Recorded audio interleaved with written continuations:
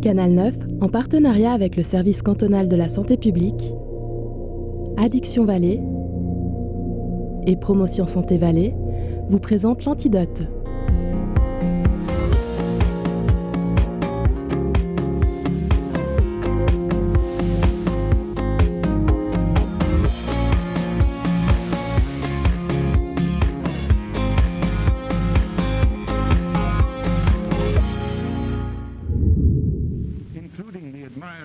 D'une génération à l'autre, on s'est posé beaucoup de questions sur la position du bébé dans le lit.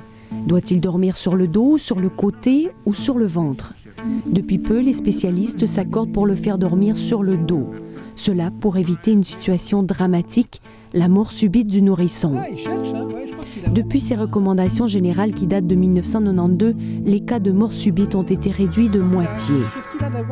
On remarque parallèlement une augmentation de plagiocéphalie, ou la tête plate du nourrisson.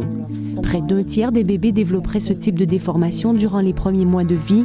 C'est 6 fois plus qu'il y a 30 ans. Ça peut être extrêmement impressionnant dans les premiers mois et on sait que ceux qui vont rester aplatis à l'âge adulte, c'est qu'un tout petit pourcentage. Il y a très peu qui vont rester aplatis. Donc c'est pour ça que ce n'est pas quelque chose qui nous inquiète trop. Et la partie du cerveau qui ne poussait pas ici, elle est ressortie ici devant en fait. C'est surtout les gens qui disent « Oh le pauvre, regarde, il a un casque, qu'est-ce qui lui est arrivé ?»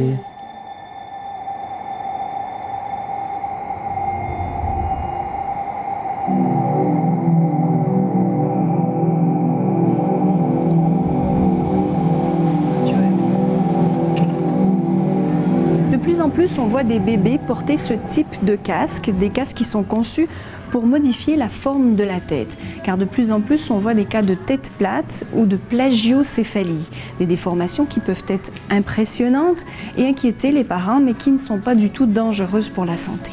Bonsoir et bienvenue dans l'Antidote. Ouais, c'est un vieux pour les casques. Ouais. Ouais, c'est bien. La famille Varignon vient prendre les mesures de la tête du petit Jonathan. À la naissance, il avait un crâne plutôt rond. On sait que les nourrissons dorment en moyenne 20 heures par jour et au fil des dodos de Jonathan, sa tête s'est aplatie.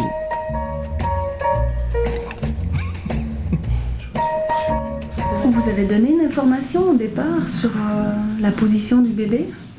Non, tout ce qu'on nous a donné comme indication, c'est le coucher sur le dos pour éviter la mort subite du nourrisson. Ce qu'on a appliqué un peu trop à la lettre, fait qu'on lui a pas du tout tourné la tête et il est vraiment resté droit comme un i dans son lit et plus il restait droit, plus ça s'écrasait. Vous étiez inquiet quand même de la forme de la tête? Quand même, ouais. Enfin, on pensait plutôt à lui parce que c'est plus une question, c'est sûr, d'esthétisme par rapport aux moqueries à l'école et des choses comme ça. Mais en vrai, franchement, je suis assez épaté du résultat.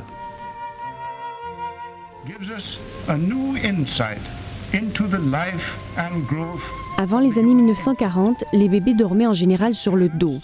Puis, une étude étonnante est apparue en Europe, publiée par un chercheur autrichien. Elle affirmait que la meilleure position pour coucher le bébé était sur le ventre pour stimuler le développement psychomoteur. Ces études, ce n'étaient pas des études très scientifiques, c'était une publication dans un journal qui montrait qu'il y avait plusieurs sortes d'avantages. Ils avaient un plus grand champ visuel, ils avaient, au point de vue motricité, ils allaient plus vite apprendre à se relever sur les avant-bras. Donc il y avait plusieurs points qui semblaient intéressants. Maintenant, ça reste toujours quelque chose de valable dans le sens du développement psychomoteur. On conseille de mettre les bébés sur le ventre quand ils sont réveillés. Donc ça, c'est vraiment conseillé et c'est une recommandation qu'on fait. On dit qu'un normalement un bébé, il faudrait qu'il soit une demi-heure par jour sur le ventre, mais uniquement quand il est sous surveillance et quand il est réveillé, pas pour dormir. Fin des années 1980, des études portent sur un mal mystérieux qui cause le décès des bébés, la mort subite du nourrisson. Les études démontrent avec certitude que la position du bébé dans le lit, sur le ventre, peut aggraver la situation. Alors, retour immédiat sur le dos, une recommandation générale est faite en 1992 avec la campagne Back to Sleep. Aux États-Unis, les résultats sont immédiats. On enregistre une diminution de plus de 50% des cas de mort subite du nourrisson, Même chose en Europe, où il y a jusqu'à 7 fois moins de cas décrits. Une des explications, c'est une explication liée à la température du bébé et au fait que quand il est sur le ventre, il a de la peine à baisser sa température puisque c'est quand il est sur le dos en fait qu'il respire de l'air froid et que la respiration accélérée va lui permettre aussi de baisser sa température avec des échanges gazeux. Quand il est sur le ventre, l'air qu'il va réinspirer sera plus chaud. Donc c'est une des hypothèses. Hein. Il y a d'autres hypothèses qui peuvent être liées justement à des difficultés respiratoires liées à la survenue par exemple d'un rhume. C'est souvent des bébés qui ont une petite maladie virale. Et c'est clair que c'est des facteurs surajoutés. Quand ils sont sur le ventre, ils ont plus de peine à respirer. René Tabet est le médecin-chef du département médico-chirurgical de pédiatrie de l'hôpital de Sion. C'est lors des premières consultations qu'il conseille les parents sur la position idéale du bébé. En tout cas, maintenant, il est bien réveillé, on ne peut pas dire le contraire. Est-ce qu'il a d'abord un frère ou bien une sœur? Elle a une sœur déjà. Une sœur. Oui. Mais qui est grande? Oui, elle a 11 ans. 11 ans, d'accord. Donc elle est née en quelle année? En 2001. En 2001. Elle dormait sur le dos ou sur le ventre? Même pas sur le dos, elle a dormi sur le côté. Par contre, là, il est tout à fait vif, hein, il est vraiment bien. Par contre, ce qu'on dit, c'est quand ils sont réveillés, il faut aussi les mettre un petit peu à plat ventre pour pouvoir leur apprendre aussi à se tenir à plat ventre. Vous voyez, il essaie de se redresser un petit peu. Il se met en grenouille, hein, ça c'est typique. La position sur le côté est une position instable. Donc on sait que tôt ou tard, vers l'âge d'1 mois, en général, le bébé va se tourner. Même le tout petit nourrisson. Donc il va se tourner et là, il y a toujours le risque qu'il se tourne sur le ventre, justement. Donc c'est pour ça qu'on ne la recommande pas, cette position sur le côté. Les bébés qui sont toujours couchés à plat, ils ont le risque d'avoir la tête qui s'aplatit. Oui. Mais comme on conseille de les faire dormir sur le dos, ce qui est important, c'est qu'ils aient la tête bien... S'ils mettent la tête de côté, il faut la mettre, si possible, une fois d'un côté, une fois de l'autre. Oui. Pas qu'ils aient toujours la tête du même côté. Il va toujours regarder du côté où il y a la lumière, où il y a quelque chose qui se passe aussi. D'accord. Donc de temps en temps, tourner le lit de l'autre sens. Et puis pas les laisser tout le temps couchés, assis sur ces chaises de voiture, par exemple. Ça, c'est trop dur. Donc ça, c'est ce qu'on conseille, justement, pour éviter qu'ils aient la tête qui s'aplatit. Mais autrement, il n'y a pas... C'est pas dangereux, hein. C'est des choses qui sont tout à fait banales, qu'on voit souvent chez les bébés. Voilà.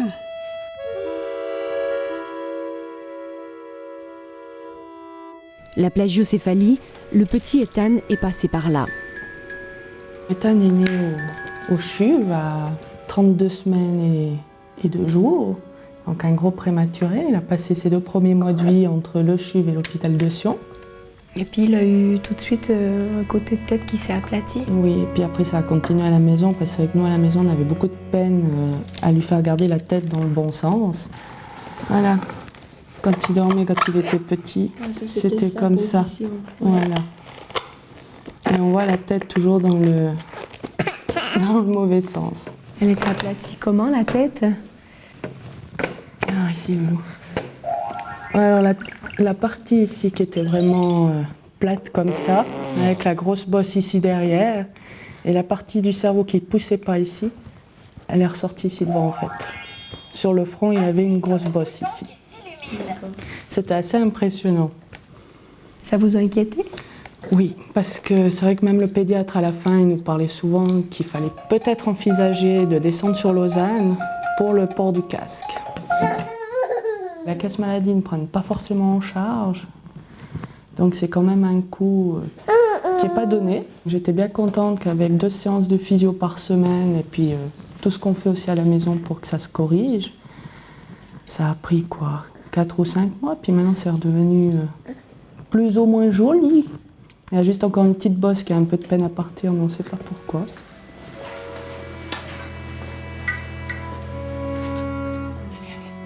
Ethan a fait de la physiothérapie pour remettre en place cette asymétrie.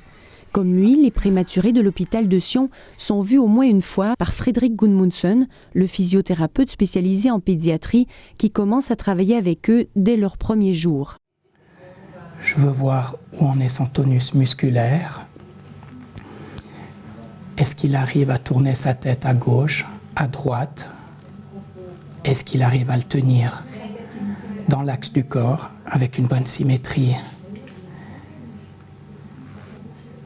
Et c'est pas moi qui vais lui bouger la tête. c'est à Thibaut lui-même de me montrer ce qu'il sait faire. Thibaut n'a pourtant que 9 jours. Il est né avec 2 mois d'avance, sa tête est bien lourde pour ses petits muscles et elle a tendance à retomber toujours du même côté. Frédéric le stimule et même si Thibaut semble dormir profondément, il est en train de se développer. Durant les premiers mois de sa vie, son crâne est aussi particulièrement mou et il va se durcir considérablement durant la première année de vie. Le crâne, il est extrêmement mou à la naissance. Plus l'enfant va vieillir, moins le crâne sera mou et moins il va grandir aussi. Mais le crâne, c'est ce qui grandit extrêmement rapidement dans les premières semaines de vie. Donc dans ce sens, c'est important d'intervenir précocement. Et il y a eu beaucoup de civilisations qui ont essayé d'influencer sur la forme du crâne. Et on a mis des bandages et on sait que le crâne se modifie beaucoup si on intervient par des contentions précoces. Le fait de modeler la tête d'un enfant est très ancien. Dans l'archéologie funéraire, on a retrouvé des crânes déformés sur tous les continents du globe. Entre le 3e et le 5e siècle, chez les Burgondes installés près du lac Léman par exemple, les crânes étaient modelés en comprimant la tête des bébés entre 2 plaques de bois pour des raisons esthétiques la plupart du temps. Ailleurs, le pharaon Akhénaton avait un crâne déformé, de même que ses filles. Avoir la tête bien ronde n'a donc pas toujours été un critère de beauté. Et pour le professeur et neurochirurgien Roy Daniel, la tête déformée d'un bébé peut surtout cacher d'autres pathologies plus graves, comme la craniosynostose. En temps normal, les os du crâne chez les nouveau-nés sont séparés et ils fusionnent vers l'âge d'1 année. Mais si l'enfant est atteint de craniosynostose, les os fusionnent trop tôt. Et contrairement à la plagiocéphalie, elle pose des problèmes importants pour le développement du cerveau, donc de l'enfant. C'est important de diagnostiquer comme il faut. Absolument. Craniosynostose, c'est une chose qu'on doit diagnostiquer. C'est pourquoi on aimerait bien voir tous les patients avec la plagiocéphalie pour être sûr qu'il n'a pas une craniosynostose derrière qui a provoqué cette plagiocéphalie. Heureusement, la craniosynostose est rare. Elle touche seulement un bébé pour 2500 naissances. Moins rares toutefois sont les cas de torticolis qui poussent les bébés à dormir toujours dans la même position. Mais une fois ces problèmes écartés, il faut savoir que la plagiocéphalie n'est pas dangereuse. Une plagiocéphalie pure, au fait, n'est pas une maladie, n'est pas une pathologie. C'est surtout esthétique. Mais sur le long terme, si on a une grande plagiocéphalie et que l'enfant reste toujours tourné de ce côté-là, c'est sûr qu'au niveau statique, on peut voir des scolioses qui se développent, on peut avoir des raccourcissements musculaires, on peut se retrouver avec d'autres problèmes musculaires, même développemental. Si la tête est toujours tournée d'un côté, disons le côté droit, l'enfant aura plus tendance à développer son bras droit et délaisser son bras gauche, etc. Mais d'où la nécessité d'une prise en charge. Le bébé, il va toujours regarder ce qui se passe autour de lui. Donc, regarder la maman, comment elle bouge, mais regarder aussi chercher la lumière. Donc, il faut faire attention quand on le positionne, de le mettre dans son lit de manière à ce qu'il puisse regarder tantôt à gauche, tantôt à droite. C'est-à-dire, de temps en temps, le changer de position dans le lit ou changer l'orientation du lit, de manière à ce qu'il puisse s'orienter correctement.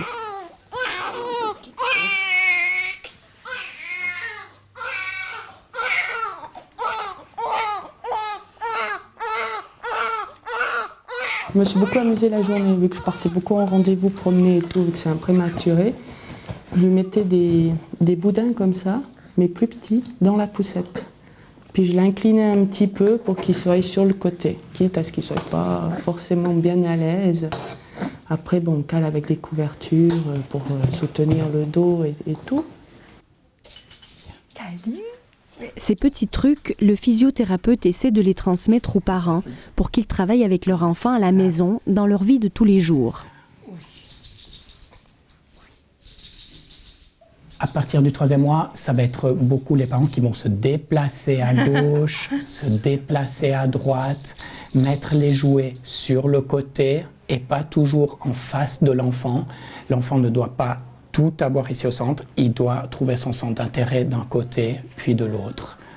Donc c'est dans ce sens-là qu'on va instruire les parents. Parce que l'instruction des parents, c'est primordial dans la prise en charge d'un enfant qui a une plagiocéphalie ou pour éviter une plagiocéphalie. On fait une petite pause, c'est beaucoup pour toi, c'est beaucoup pour toi. Viens, princesse. Viens, princesse, c'est beaucoup pour toi. Oui. On peut retourner chez papa un petit moment. Oui. Ici, ça va s'arrondir alors, hein? Oui. Ça va venir comme là? Exactement. Après, hein? Ça va de toute façon s'arrondir déjà là, et ça va reprendre une autre forme aussi. Ça bouge encore, ça bouge encore beaucoup. Et il ne faut pas oublier que ça grandit encore de l'intérieur. Oui. Donc il faut le voir un peu comme un ballon de foot, qu'on peut encore gonfler pour que ça prenne bien la forme. Donc, même si le cerveau, c'est pas la partie du corps qui va encore grandir énormément, après sa grandeur adulte, mais il y a encore une petite marge. Ouais. Et il ne faut pas oublier qu'elle est maintenant à ce stade où elle tient la tête contre pesanteur. Donc elle va bouger à gauche, à droite, elle va tenir assise. Donc il y a beaucoup moins d'appui contre les têtes. C'est vraiment plus que les moments où elle joue couchée, où vous pouvez intervenir, ou les moments où elle fait les siestes, ou lorsqu'elle dort la nuit. Ouais. Tu prends le collier, papa? À part ça, il y a beaucoup moins d'appui. Tu arrives beaucoup mieux à travailler contre pesanteur. Bah ouais. La petite Nora ne portera certainement pas de casque. La forme de sa tête va se remettre d'elle-même, avec quelques exercices de stimulation et en évitant de toujours être du même côté. Quand on a des plagiocéphalies sévères, quand les choses sont de manière importante, quand on a des déformations qui n'ont pas l'air de s'améliorer, on se donne en général quelques semaines d'observation, mais disons, l'indication au casque, elle est posée entre 4 et 6 mois. C'est l'âge auquel on commence à se poser la question. Donc si on voit qu'une plagiocéphalie s'aggrave ou n'a pas l'air de s'améliorer spontanément, on doit s'interroger sur la position du casque. Mais avant le casque, on va proposer déjà des mesures, par exemple, de physiothérapie ou de mobilisation de la tête. Même avec la physiothérapie, la forme de la tête de Nathan, elle, ne semblait pas s'améliorer. C'est pourquoi ses parents ont voulu qu'il porte un casque. Ça, c'est à la naissance. Là, il a vraiment 1 jour, 2 jours. Puis là, on voit déjà... Il avait déjà... Exactement, aussi son côté où il a dormi. C'est ça, tout de suite visible. Maintenant, ça, toi, oui, il a plus que 30 ans. Déjà, depuis le début, son naissance, on a vu qu'un côté, le côté droit, il était plat, il a aplati. Et puis là, tout le monde qui m'a dit ça va se ranger avec des coussins, avec des positions dans le lit, avec l'ostéopathe, ça n'a pas bien fonctionné. Alors après, à cause de parler avec les pédiatres, après on a vu que c'est nécessaire de faire un casque. Ça vous intéresse? Ça n'a rien d'inquiété de niveau médical ou qu'il a des problèmes après, non. C'était vraiment visuel. C'était important pour vous qu'il ne souffre pas du regard des autres? Oui. Parce que même plus grand, même adulte peut-être, après on n'a pas contente, on a dit ça dérange, on a toujours besoin de porter une casquette ou quelque chose sur le cheveu. Je pense aussi beaucoup à teenagers, quand ils sont ados, c'est dur. À 6 mois et demi, Nathan est donc allé à Lausanne avec sa maman pour faire un casque. Ils ont mesuré son crâne et moulé un plâtre directement sur sa tête. Une technique efficace encore utilisée aujourd'hui. Mais depuis peu, une autre technique existe. Ici, on moule la forme du crâne à l'aide d'un laser et d'un modèle en 3 dimensions.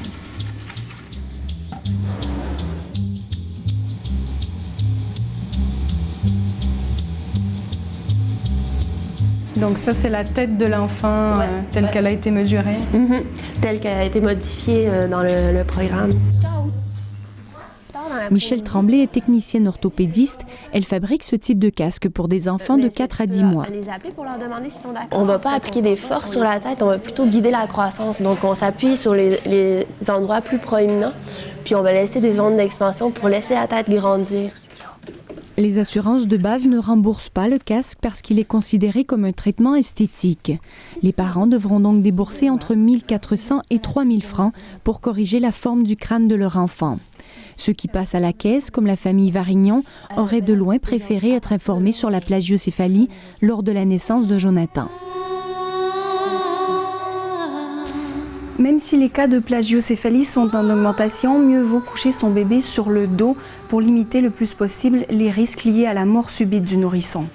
Avoir la tête plate n'est pas très dangereux, c'est surtout une question esthétique, mais mieux vaut consulter car il existe des gestes simples pour corriger la situation ou pour prévenir la plagiocéphalie. Je vous remercie de nous avoir suivis et je vous souhaite une excellente soirée.